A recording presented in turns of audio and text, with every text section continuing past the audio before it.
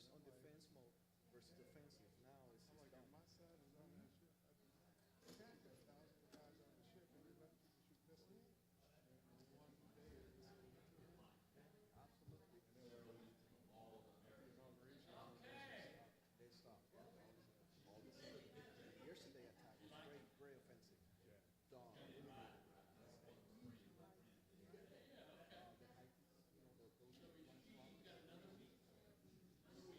The high, those ones from Thailand,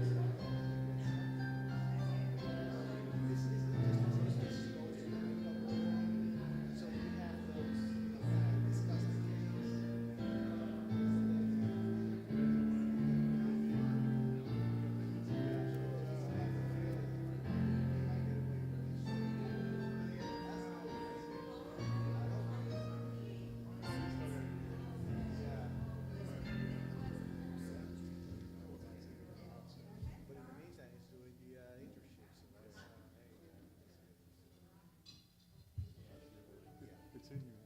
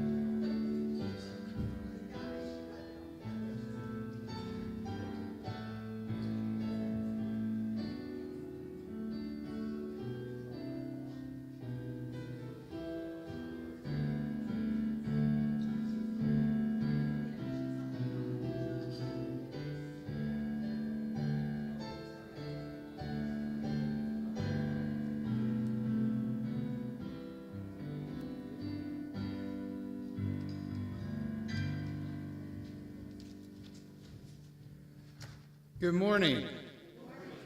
I'm Joel Reed. I'm one of the elders here at Scots Kirk, and on behalf of the session and Pastor Mitchell, we'd like to welcome you to our worship service this morning, whether you're here in person or joining us online. The announcements are as found in your bulletin. Most of it is our typical weekly stuff. A couple of announcements we want to highlight.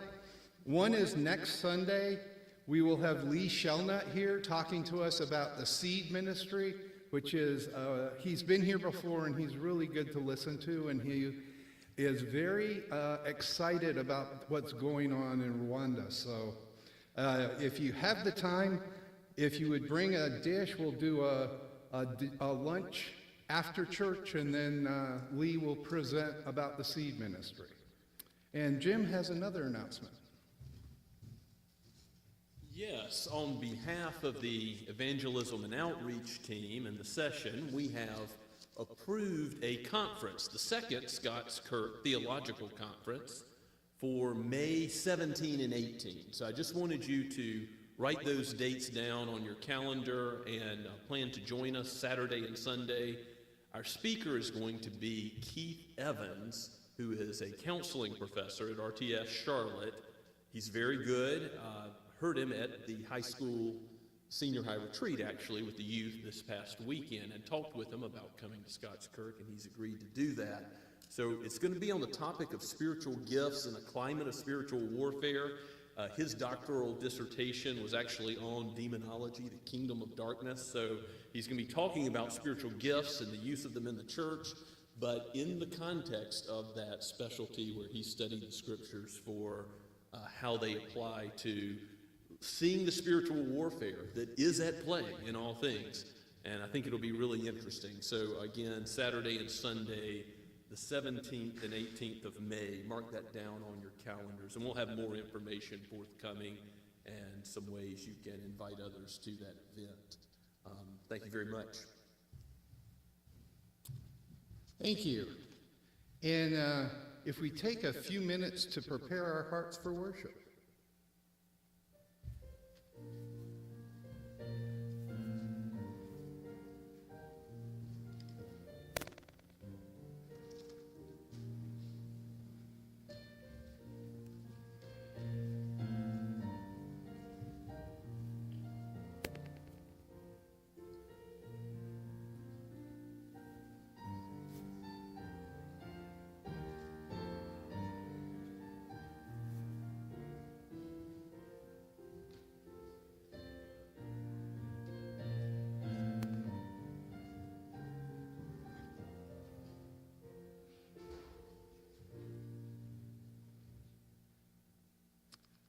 For our call to worship, I'd like to turn our attention to Psalm 3, verse 8. Salvation belongs to the Lord. Your blessings be on your people. Well, let's stand and sing from Trinity Hymnal number 181, We Come, O Christ, to You.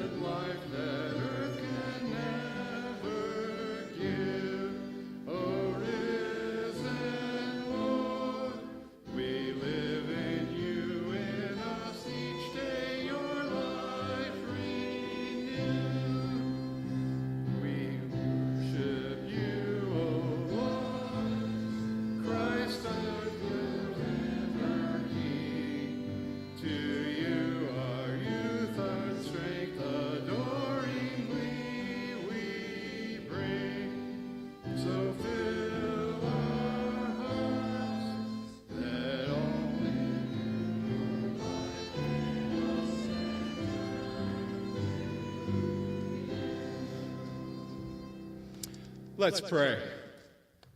Dear Heavenly Father, once again we enter your presence, not because of anything we did, simply because you called us to be yours. Father, we pray that we would be open to your Spirit, that your word would permeate our heart and our minds, that all our attention and focus would be on you and you alone. Father, you are the great I am. You are the one who saw fit to send your Son to pay a price we couldn't pay to redeem us to yourself. And Father, he also taught us to pray, saying, Our Father, who art in heaven, hallowed be thy name. Thy kingdom come, thy will be done, on earth as it is in heaven. Give us this day our daily bread, and forgive us our debts, as we forgive our debtors.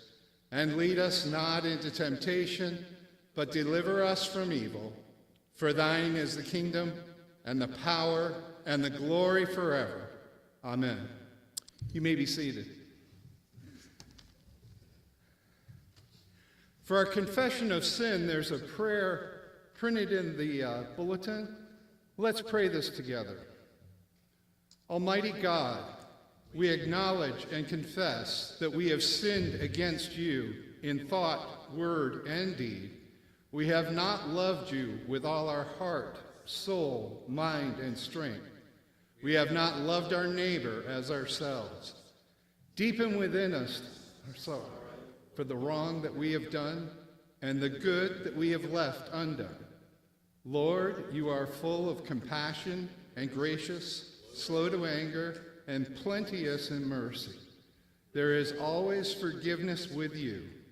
Restore to us the joy of your salvation. Build up that which is broken. Give light to our minds, strength to our wills, and rest to our souls. Speak to each of us, and let your word abide with us until it has wrought in us your holy will. In Christ's name, amen. And as assurance of pardon, we'll use Galatians 3:13-14. Christ redeemed us from the curse of the law by becoming a curse for us. For it is written, Cursed is everyone who is hanged on a tree, so that in Christ Jesus the blessing of Abraham might come to the Gentiles, so that we might receive the promised Spirit through faith. Well, let us stand for our confession of faith from the Heidelberg Catechism, question 60. I'll read the question and we'll read the answer together. How are you righteous before God? Only by true faith in Jesus Christ, that is, although my conscience accuses me that I have grievously sinned against all the commandments of God, have never kept any of them, and that I am inclined always to evil. Yet God, imputes to me the perfect satisfaction, righteousness, and holiness of Christ, as if I had never any sin, and as if I had myself accomplished all the obedience which Christ has fulfilled for me, if only I accept this gift with a believing heart. You may be seated. And if the children will come forward for the children's sermon with intern Don Walker.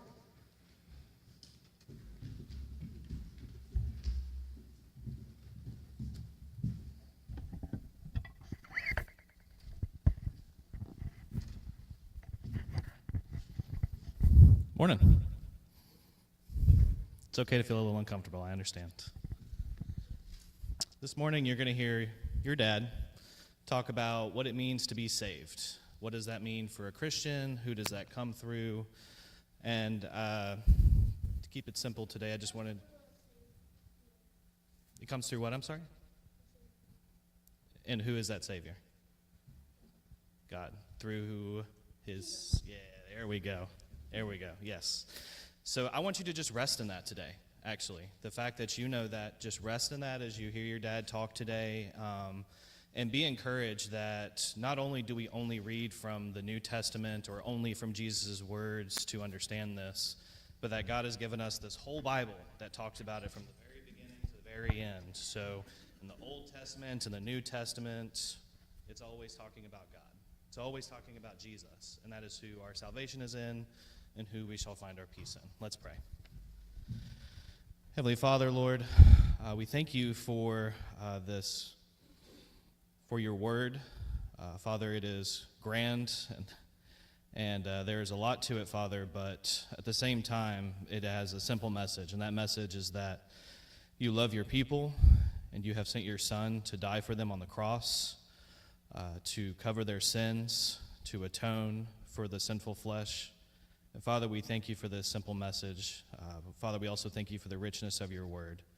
Pray that as we go throughout this week, that all of us can rest in the fact that Jesus is our Savior, and Father, that you loved us enough to send him to go through death on the cross the way that he did.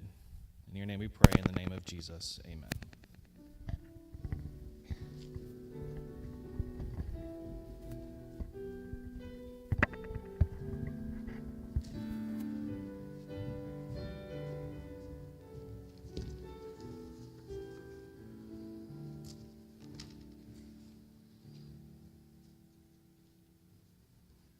This morning our scripture reading is from the book of Joel in chapter 2. If you would please turn there with me to read.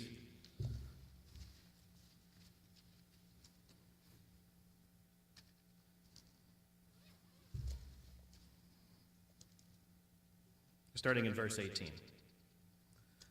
Then the Lord became jealous for his land and had pity on his people.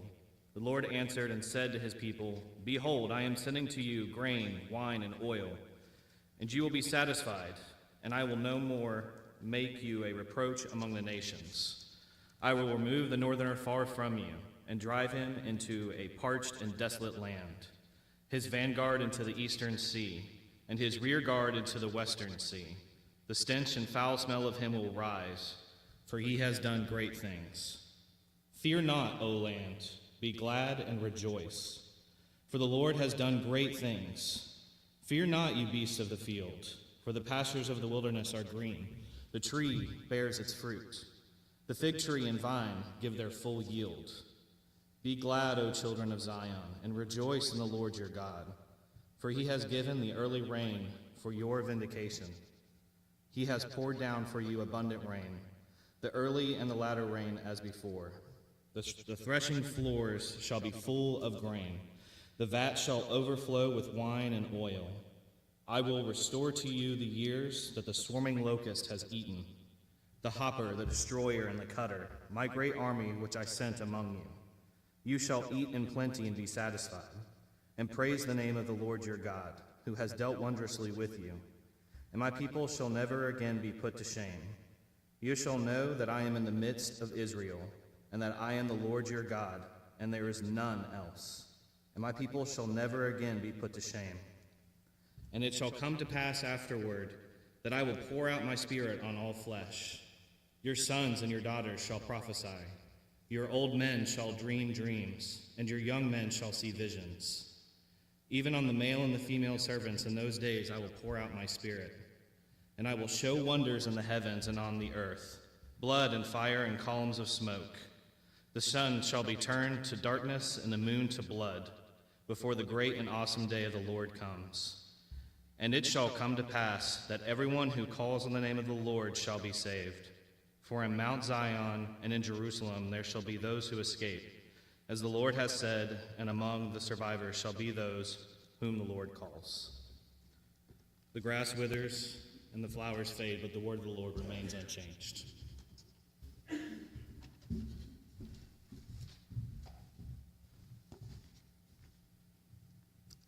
And let us call upon the name of the Lord now in prayer. O Father, Son, and Holy Spirit, not to us, but to your name alone be the glory. For, O God, you are the creator, you are the sustainer of all things, and you are directing all things to your sovereign purposes, your great ends. No one can say to you, what have you done? for you have the right to do as you wish. O Lord, we are your creatures, and you have shown mercy sovereignly by sending the Son, that he would give up the glories of heaven and become man and suffer and die for our redemption. We deserved your wrath, but you have mercifully given us grace. You have given us the merit of your beloved Son, plucked us out of the kingdom of darkness, and placed us in the kingdom of your marvelous light, out of your sheer mercy, out of your love. We thank you, Lord, for this. We come with no righteousness of our own, but we come in his holy name. And we praise you, and we worship you, and adore you for who you are, as the God of grace, the God of justice and wrath, the God who not only gives us the truth in your word, but also applies it to our hearts. You are the one who enlightens our minds by your Spirit. O Holy Spirit, come today and teach us more of who you are. Teach us more, Father, Son, and Holy Spirit, of your work in the world, and work in our own hearts that your word might be applied to our lives more fully, that we would be conformed more and more to Christ's image. Lord, I thank you for those youth that went on the high school retreat in Bunclarkin last weekend. And I pray that your word, as it has been poured out, would not return void, that you would continue to bear fruit by it, that you would use it in the lives of these youth. We thank you for those who are members of our church and those who are guests and visitors. We give you praise for what has transpired, not only with our youth group, but with all the youth from throughout the Associate Reformed Presbyterian Church and the Carolinas and Georgia. We thank you for all who attended, and pray, Lord, you would use your word mightily. We pray for the use of your word, not only here in Somerville today, on this your day, but also to the ends of the earth. We know that your word is transforming nations, tongues, and tribes to every corner of the globe.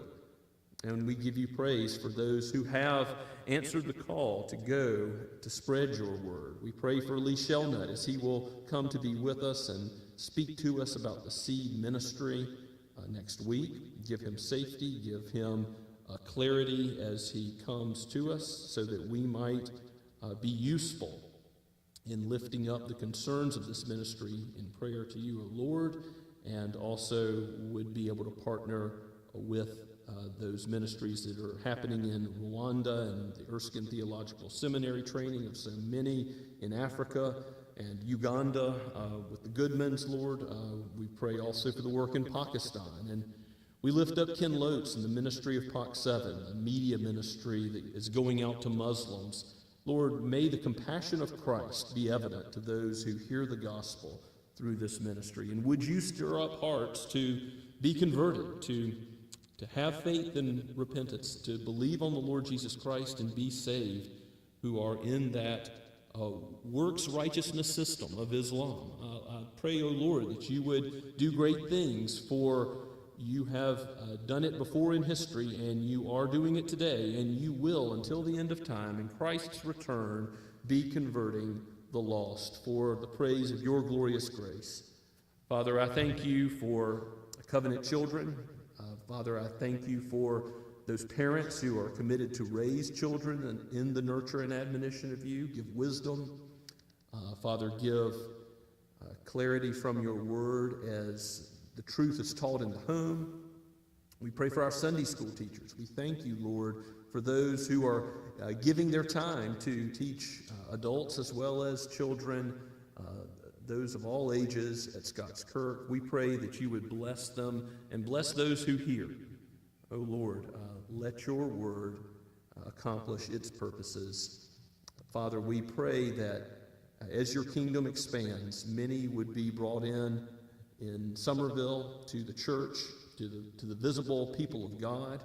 We pray that you would use us in deeds of love and mercy, and open our doors with hospitality to those who do not yet know you, so that we might live out the truth and speak it as we have occasion. Father, I thank you for those in our congregation that you have given opportunity very clearly to speak the gospel to loved ones. And we do pray for your blessing, knowing that it is your Spirit upon the word of the gospel that is ultimately transformative, that gives life where there is deadness.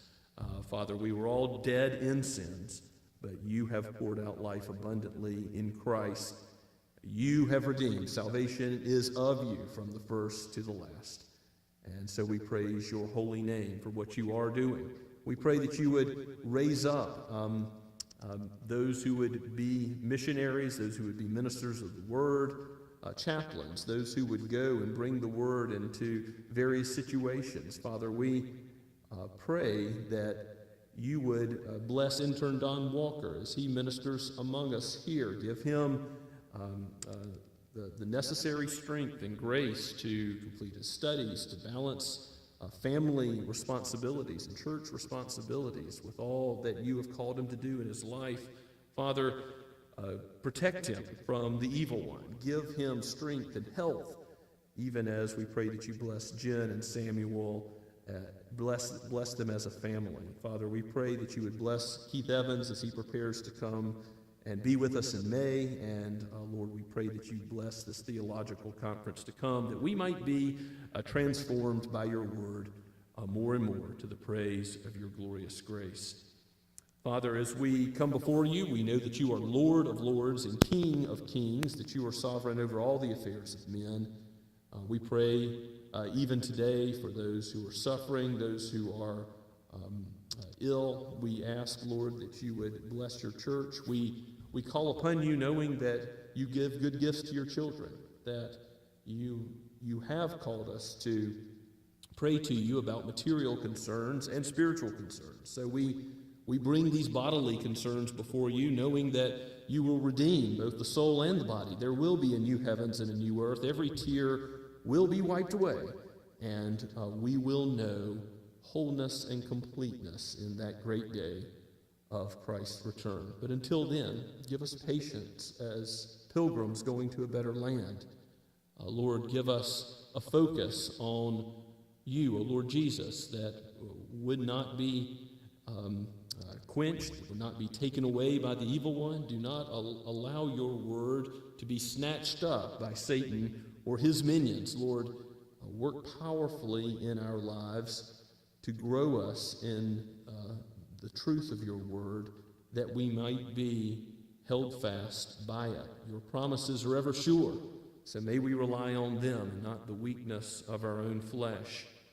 Father, we pray for marriages in our congregation. Bless husbands and wives, that your faithfulness to your people would be reflected in that marriage relationship.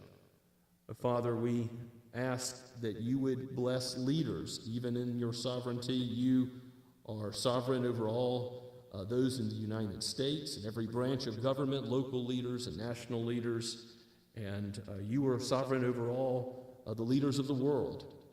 We know that the decisions they make affect many lives, and we pray that your church would be salt and light, that we would have a bottom-up effect on the world and the culture in which we live. But we know, Lord, that those that you sovereignly place in positions of authority, we're called to pray for. And so we do. We ask you restrain their hands from evil, that you would cause them to seek wisdom from your word, to look to Christ, to submit to him. And, O Lord, you are the one who has, from the days of Paul, been converting those in Caesar's household. We even pray for conversions in the highest places of government, knowing that you do great things and you ultimately draw in, as trophies of your grace, those like King Nebuchadnezzar, and make them submissive to your holy will. We thank you, Father, that you are good to your church, that you uphold and you bless your church even in times of persecution. We know the gates of hell will not prevail against your people, yet give us strength if persecution should lengthen, if it should be greater in our day and age. We thank you for the privilege we have to meet freely, and we pray for believers elsewhere that are not given the same blessing.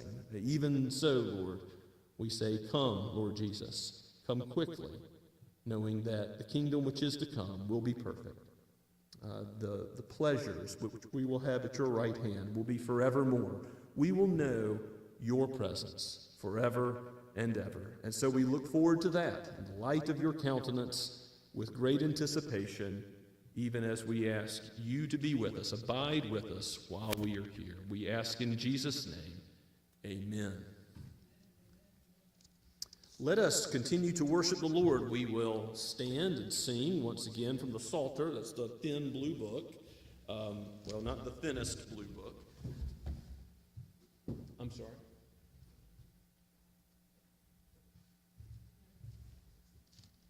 Am I correct? Psalter 32a? Oh no, I'm looking too far down. My apologies. Blue notebook, the thinnest blue book, page 38. Right the first time.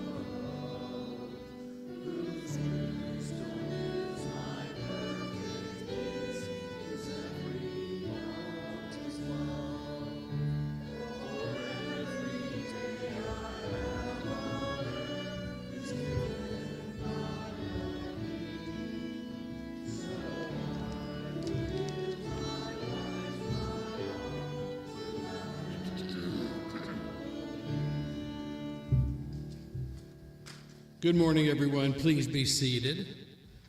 And patterned after Psalm 34, let us pray. Lord God, great God, ruler of all, we will bless you at all times. Your praise shall be continually in our mouth. We will boast in you, O Lord. Let the humble hear and be glad. We magnify you and you alone, O Lord, and exalt your name together. I sought the Lord, and he answered me and delivered me from all of my fears. Those who look to him are radiant, and their faces shall never be ashamed. The poor man cried, and the Lord heard him and saved him out of all of his troubles. The angel of the Lord encamps around those who fear him and delivers them. Lord God, we have tasted and seen that you are good. Blessed are all who take refuge in you. Fear the Lord, you his saints, for those who fear him have no lack. Lord, bless and multiply this offering to your purposes, and we thank you for doing it. Amen.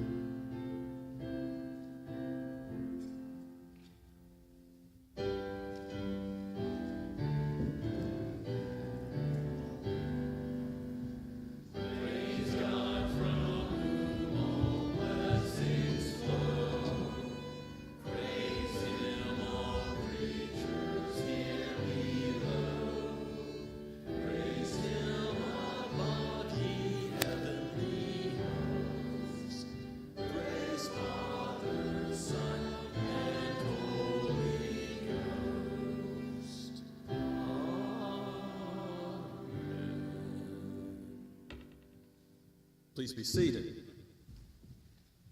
And take your copy of God's Word and turn with me to Romans chapter 10. We've made it to the 10th chapter of the book of Romans. And by the way, if you want to borrow a Bible for just today, or if you don't have your own copy of God's Word, you're welcome to take home with you as our gift one of the Bibles from under the bulletin board in the back. And just so you know, we have replenished those. So over the past year or so, we've used them, and enough people have taken them home that we have replenished them with a couple more cases of ESV Bibles. Of course, you're free to use your electronic device or the Bible you brought.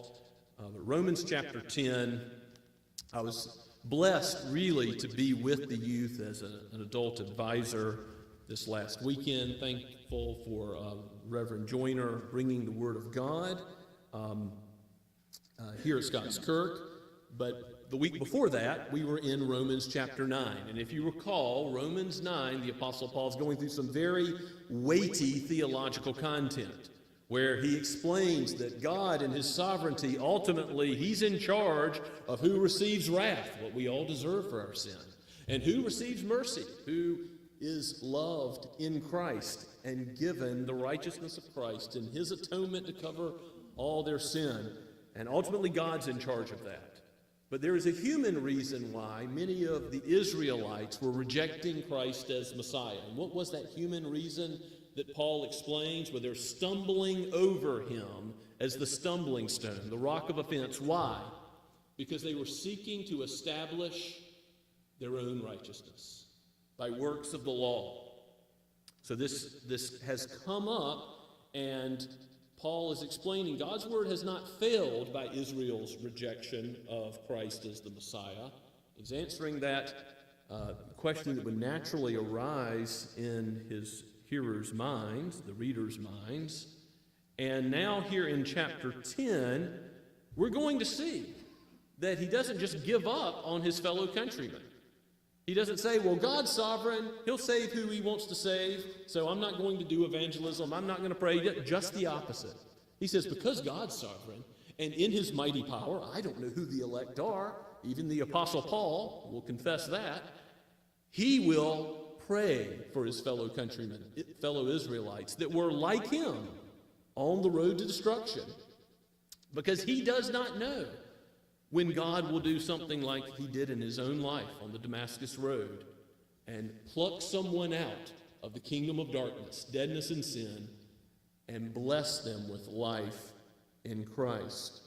Of course, Jesus, when he was on the cross, he prayed, Father, forgive them, for they know not what they do. And that prayer was answered by the Father. Later in Acts chapter 6, verse 7, we read, after Pentecost, many priests became obedient to the faith. Many of those who were seeking self-righteousness by the law, even crucifying Christ, like the Apostle Paul, were following that path. God converts, God changes, God saves. And of course, in his sovereignty, they were elect from eternity past. And he ordains the means by which they come to faith and repentance, are justified, are sanctified, and ultimately will be glorified. So as we read Romans 10, I want you to see it in that light. Yes, God is sovereign. The gospel is proclaimed, and everyone who believes in Christ will be saved. There's a tension there, but there's also a reality that the free offer of the gospel is given today, and if you believe in the Lord Jesus Christ, you are saved. You are the elect of God, and it was true from eternity past, though you knew it not. Again, Romans chapter 10, we're going to begin at verse 1 and go on down to verse 13. This is God's holy word, penned by the Apostle Paul, breathed out for each of us today. Brothers, my heart's desire and prayer to God for them, that is, his fellow Israelites, is that they may be saved. For I bear them witness that they have a zeal for God, but not according to knowledge.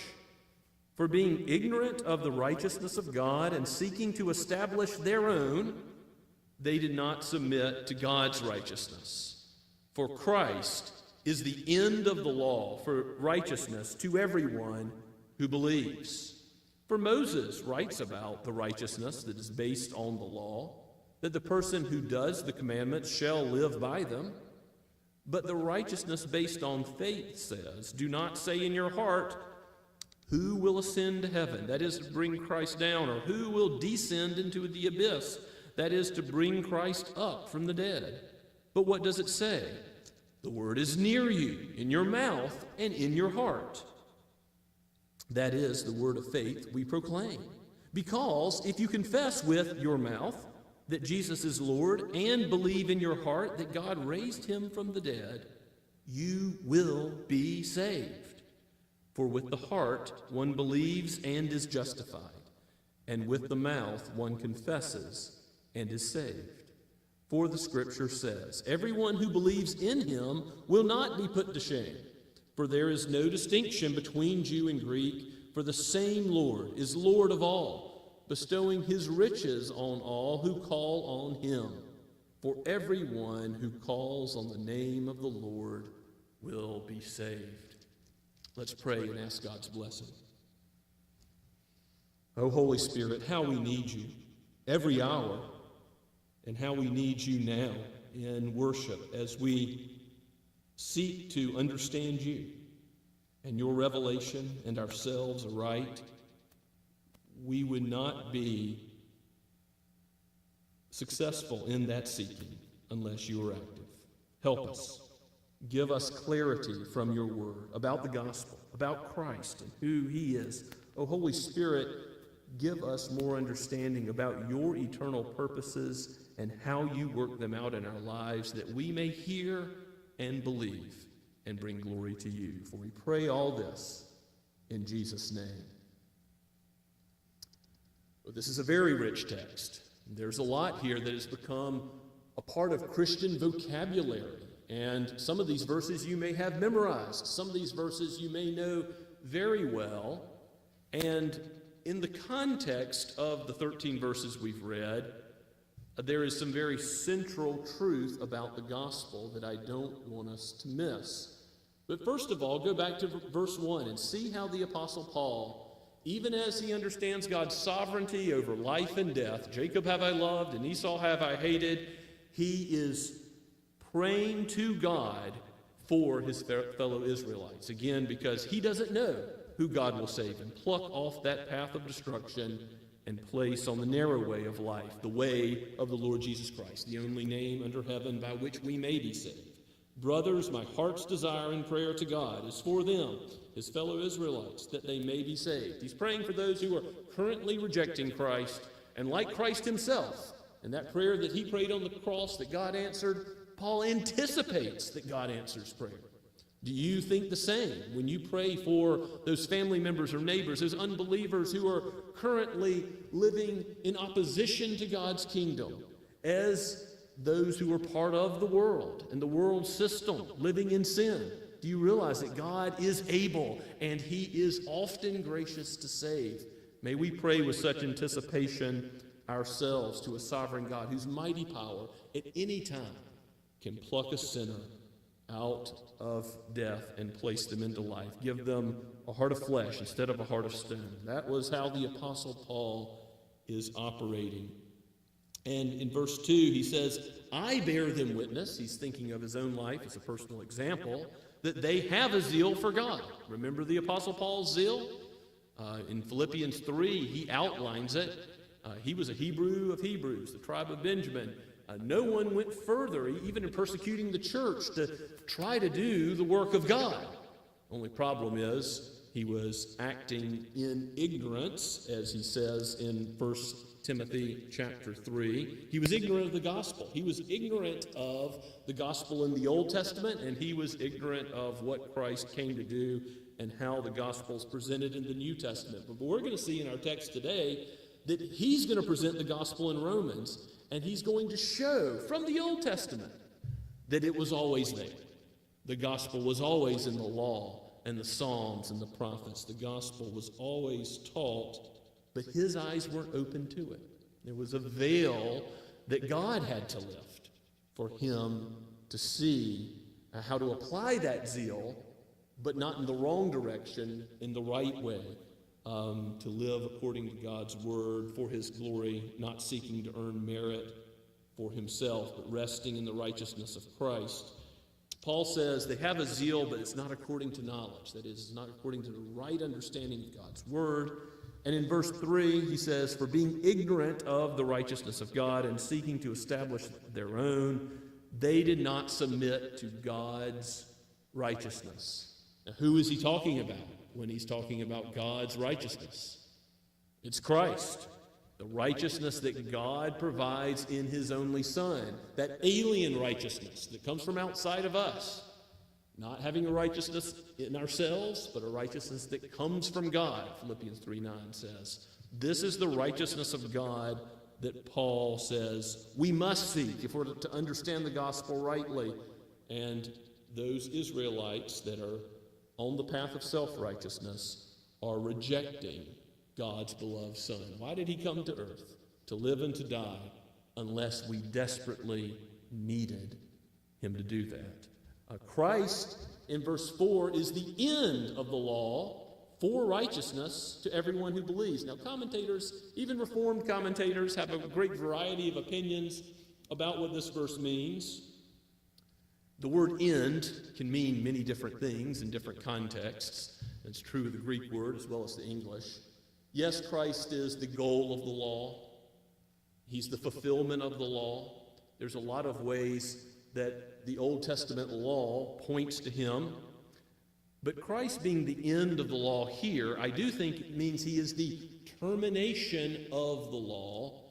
That is, he is the one who ends, works righteousness for us in our lives, because it's the end of the law for righteousness. When you submit to God's righteousness and you believe in Christ for salvation, for justification, be counted righteous because of his works, not your own, it's the end of you trying to attain righteousness by self-righteousness, works of the law. You see, in context, that is what Paul is saying.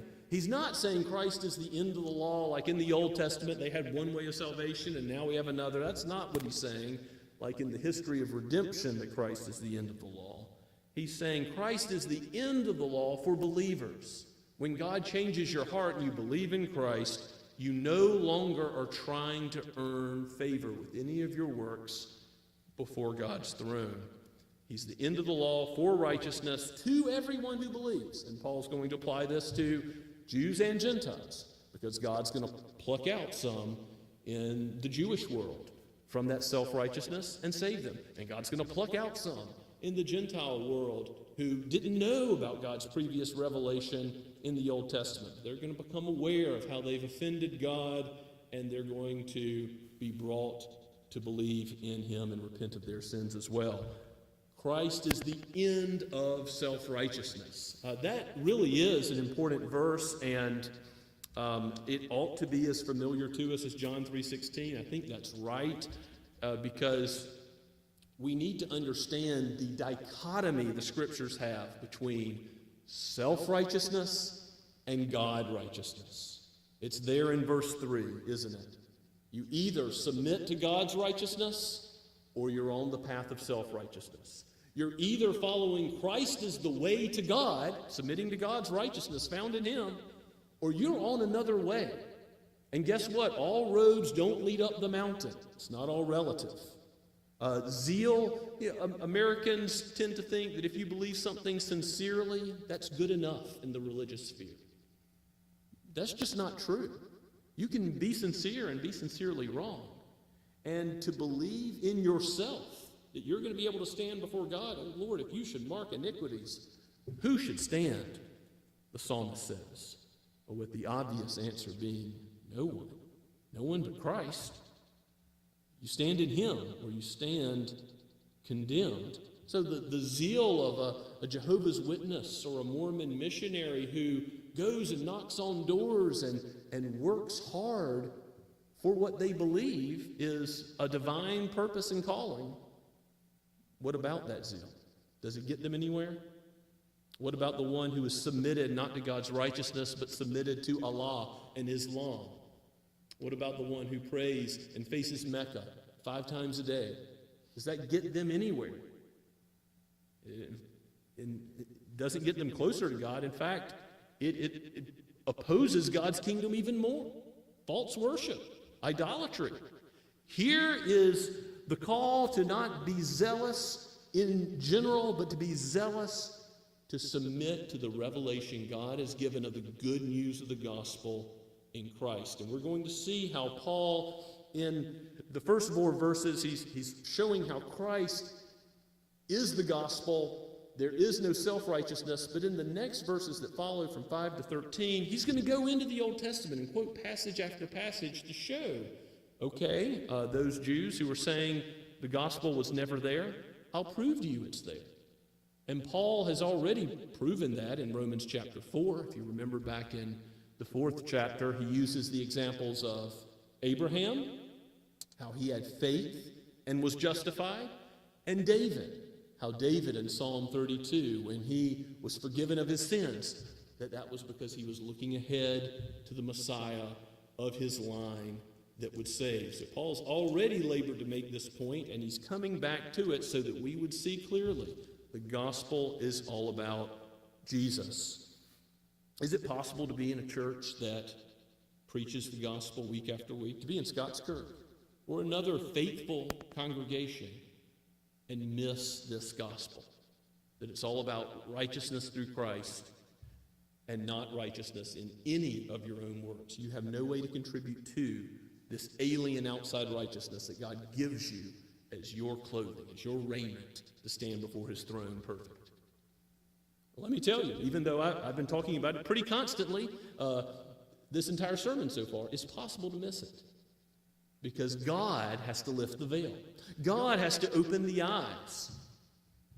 Let us pray that the evil one would not take the word and hide it away from us and from those who are sitting next to us on the pews. You know, one of his strategies, yes, he accuses us of our sin. He brings up to us our unrighteousness. He seeks to divide and sow disunity. There's many strategies of the evil one.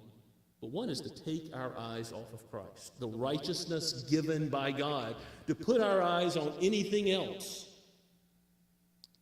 Keep our eyes fixed on the author and finisher of our faith, not to let Satan gain a foothold in a gospel-preaching church. That ought to be one of our prayers too. We should be praying for the lost like Paul and praying for one another as the gospel goes forward. He would do anything to have us confused about the gospel, to think that somehow our own works need to be involved, that it can't just be Christ and just all mercy. We need to add 1 or 2 works to it. Maybe faith is a work. Maybe confession of the mouth is a work that we need to perform to be truly saved. We'll talk about that in just a minute.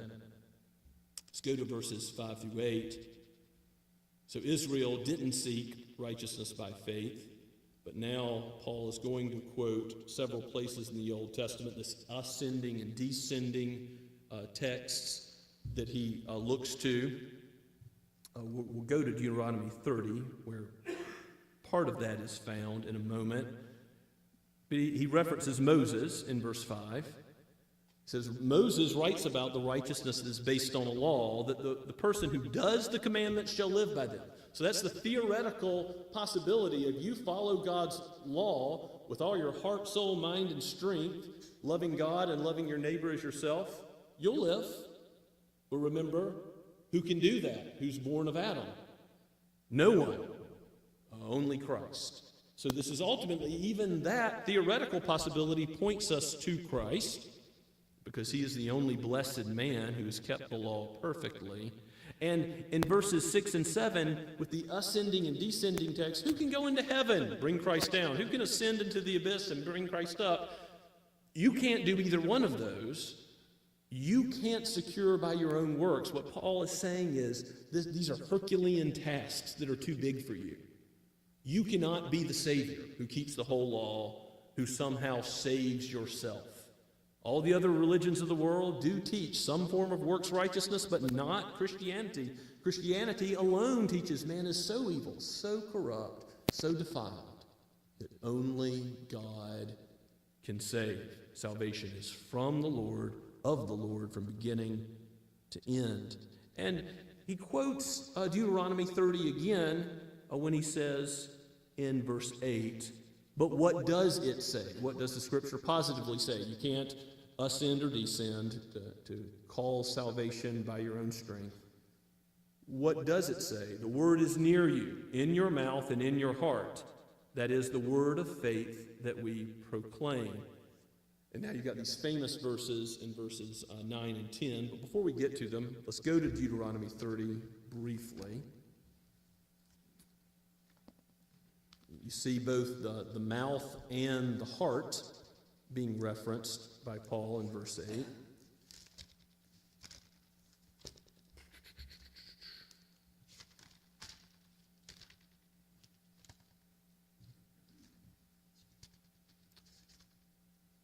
Now, the gospel is in Deuteronomy 30. The Lord Jesus on the road to Emmaus says that all of the scripture speaks of him. The law, the Psalms, and the prophets. So the book of Moses, what Christ is talking about, speaks of Christ. And you can see that in Deuteronomy verse 6. I just want you to see the gospel before we read what could easily be construed as the law a little bit later in this chapter. In Deuteronomy 36, it says, and the Lord your God will circumcise your heart. That's that exchange of the heart of stone for a heart of flesh. That's what only God in his sovereignty can do, so that when he circumcises your heart and the heart of your offspring, so that you will love the Lord your God with all your heart and with all your soul, that you may live. So the only way you're going to love God and your neighbor, the only way you're going to keep his law, is if God changes your heart. Now go down further. Let's read from verse 11 and following. This is sort of the choice of death or life presented to the people of Israel. And you can see how Jews might read this text and say, okay, you've got to keep the law to live. For this commandment that I command you today is not too hard for you, neither is it far off. It is not in heaven that you should say, who will ascend to heaven for us and bring it to us that we may hear and do it? Neither is it beyond the sea that you should say, who will go over the sea for us and bring it to us that we may hear it and do it? But the word is very near you. It's in your mouth and in your heart. See the mouth and the heart combo there. It is in your mouth and in your heart so that you can do it. Verse 15, see, I have set before you today life and good, death and evil. If you obey the commandments of the Lord your God that I command you today, by loving the Lord your God, by walking in his ways, and by keeping his commandments and his statutes and his rules, then you shall live. What Paul's already referred to in verse 5. You shall live and multiply, and the Lord your God will bless you in the land that you are entering to take possession of it. But if your heart turns away, and you will not hear, but you're drawn away to worship other gods and serve them, I declare to you today, you shall surely perish. You shall not live long in the land that you're going over the Jordan to enter. I call heaven and earth to witness against you today that I have set before you life and death, blessing and curse. Therefore choose life that you and your offspring may live, loving the Lord your God, obeying his voice and holding fast to him, for he is your life and length of days, that you may dwell in the land the Lord swore to your fathers, to Abraham, to Isaac, and to Jacob to give them. So life and death, blessing and curse, ultimately only found in Christ, only found in submitting to Christ as the righteousness of God, because you can't keep the law. And yes, when you submit to Christ and you are justified, Romans chapters 3 through 5, what comes afterwards? Romans chapters 6, 7, and 8, sanctification, work of the Spirit. So you do follow God's law. More and more you live unto righteousness, never perfectly, stumbling and falling, but more and more. Really from the heart, you will live by the Spirit according to the Word of God when you truly do believe in the heart. And part of that true belief in the heart manifests in confession. You confess that you belong to Christ. You confess with the mouth. You're not ashamed to be a believer before men. And so, going back to Romans 10, let's read 9 and 10, these famous verses that highlight the simplicity of the gospel with this combination of the heart and the mouth. Because if you confess with your mouth that Jesus is Lord and believe in your heart that God raised him from the dead, you will be saved. Believe in the heart, like the thief on the cross, what happens immediately? Fruit follows. Now, it's not the fruit that saves. Confession is not part of the good works you need to add to the work of Christ. I already said that. It's a fruit that God always gives. And the thief on the cross spoke the truth. He started witnessing to the other dying thief right away, as soon as he was converted. He couldn't be baptized. He couldn't receive the Lord's Supper. There's a lot of things he couldn't do, but he confessed Christ and was seeking to get his fellow robber into the same kingdom, seeking his good, just as Paul is seeking the good of his fellow countrymen.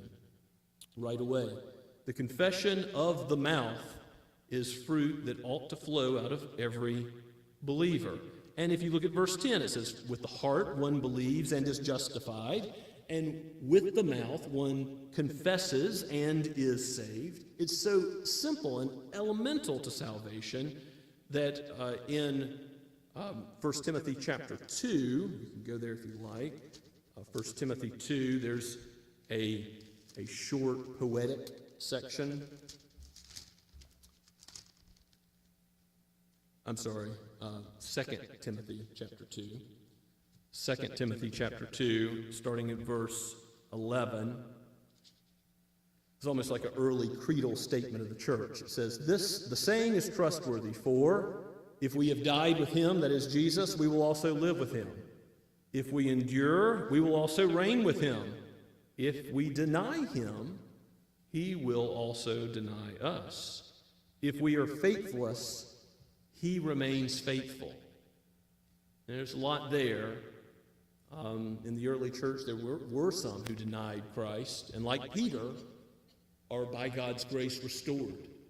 And the early church had to deal with that when some believers, under pressure, under persecution, did deny the faith, and they're brought back by God's grace to a true confession.